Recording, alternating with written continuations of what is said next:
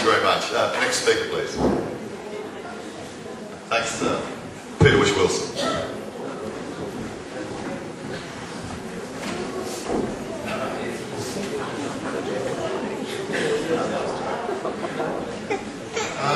Good afternoon, everyone. My name is Peter Whish-Wilson. We've got a family property just up the road and a small business. I've had a lot to say on this debate already, so some would say too much, including my own family. But I just wanted to give you a perspective on the week that I had last week. Both Bob and I were in Canberra for the week with a number of people, businesses, fishermen, viticulturalists like myself, a whole array of people representing concerns about the pulp mill.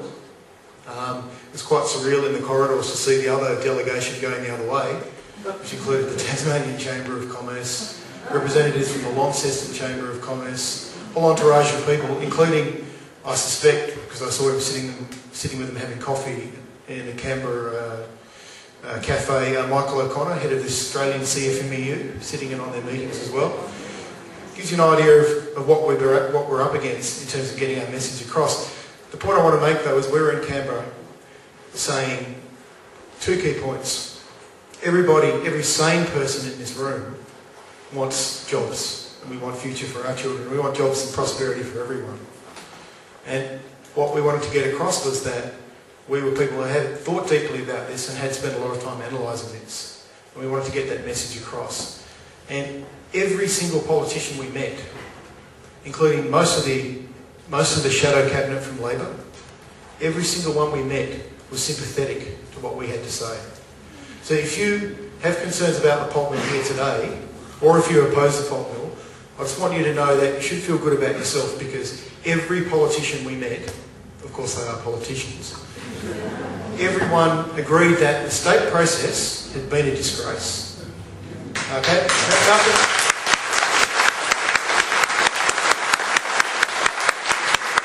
Malcolm Turnbull said that on national TV and national radio anyway, but certainly they said the state process has been a disgrace. They understood why we had concerns. I mean, there's this logic disconnect that why are we here today, so close to this project being approved or not being approved, and why do we all so violently disagree with this project? Something's gone wrong somewhere along the way. Right? Because if it was as good as they're making it out to be, it really should have solved itself.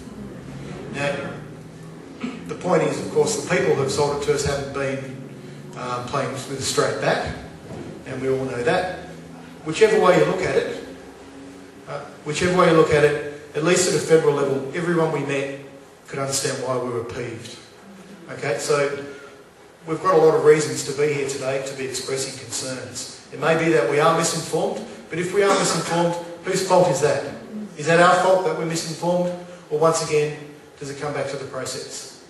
Now, the one thing I saw out there today that's probably the most eloquent way I've seen it written, that expresses my concerns and what I'd like to talk to you about very quickly, is that Gunns didn't meet the guidelines met Gunns.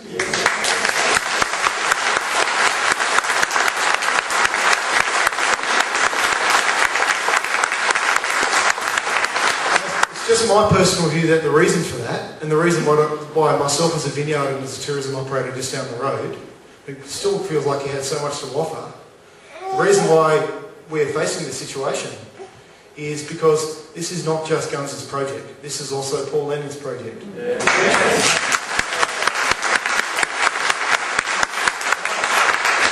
My experience in life is that corporations, and I did work 12 years in finance and banking, corporations are there to look after their shareholders. In fact, it's almost enshrined in law that they have to maximise wealth to their shareholders. So if they're given an opportunity, they'll take it. I don't believe, however, that a government should be as close as this government to this project. I hate to quote my father who's here today as well in last weekend's Weekend Australia, but I think the way he described when governments get close to business on big projects, they go ahead and they bulldoze all the opposition, all the obstacles in the way. What we wanted to say to politicians last week was, could this project commercially fly without the hand of the Tasmanian government? And the answer, and we got no arguments from anyone, right? No arguments from anyone, including the Leader of the Opposition, etc., that this project relies on A, only got here because of government interference, but B, because of taxpayer subsidies, up to $1 billion on some estimates, this project could not fly. So it is your project, and it is Gunns' project, and it's my project. It's all of ours. We all need to take an active interest in it. As far as my vineyard goes, the key issues I have, and we're involved in a very extensive process, scientific process, with a lot of different people looking at where we thought the risks were, and I really thought that that constructive process would have delivered some results with the permits when they were voted on in Parliament. We literally busted our balls, writing letters, providing politicians out to our vineyard. We did everything.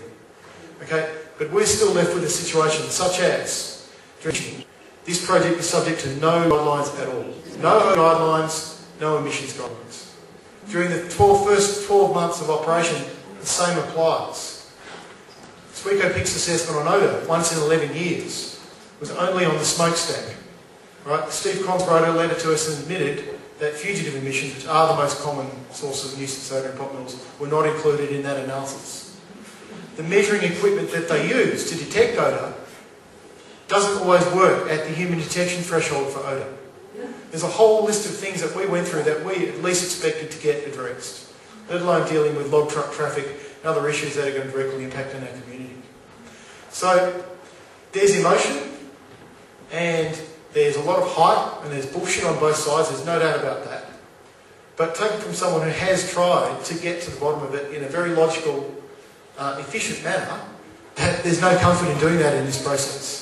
Because everywhere I've looked, it's just looked worse to me, the more I have looked into that part of it. Now, just before I finish off, I'm not trying to be sensationalist here today, but I know because, you know, my family discuss our future and what we want to do. But can I get a show of hands today from people who have at least thought of or discussed with their loved ones or other people the proposition of moving from where they live currently? Okay, let's hope that doesn't happen.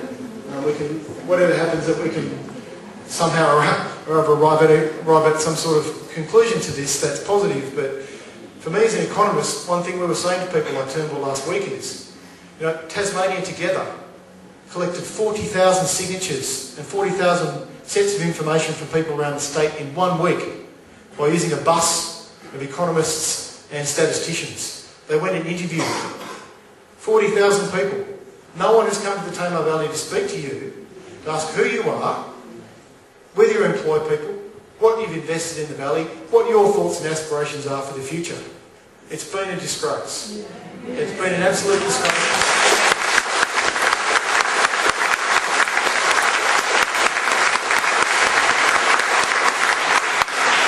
Call me self-interested if you like, but my business as a little cellar door up the road relies on you people promoting this state and being proud of where you live. Right? Visiting friends and relatives category in Tourism Tasmania is the main group of repeat business that we rely on. If even a fraction of you people who put up your hands do decide that you're going to move on and go somewhere else, then 280 full-time people employed at this pulp mill, there's going to be way more than 280 people that are going to leave this valley. And to me that would be really sad, and it's a disgrace that it hasn't been assessed to date. Thank you.